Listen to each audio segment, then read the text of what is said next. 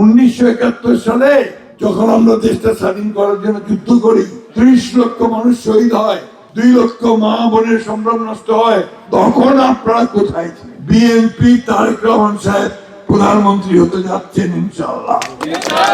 নৌকা নাই, কিন্তু একটা আছে আপনার দাঁড়িপাল্লা, আছে না? থাকি ব্যাপারে রাজনৈতিক দল এখানে নাই, রাজনৈতিক দল থাকতে পারে, বিষয় বলতেছি, যদি থাকে তাতে অসুবিধা নাই, রাজনৈতিক দল তো।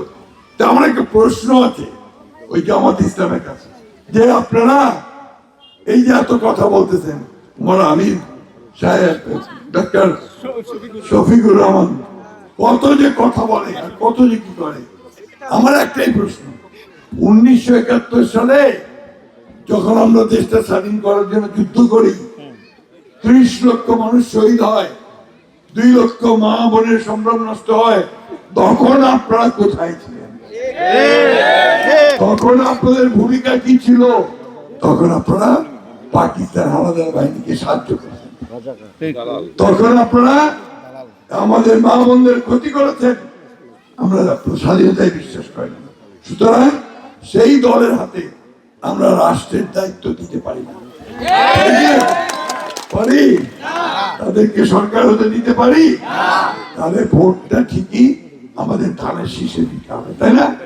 দেশটাকে বাঁচাতে এই পার্লামেন্টের কাজ হচ্ছে জাতীয় সংসদ আইন তৈরি করবে দেশের জন্য, আর আগামী 5 বছরের জন্য দেশ কিভাবে চলবে সেই সিদ্ধান্ত তারা নেবে।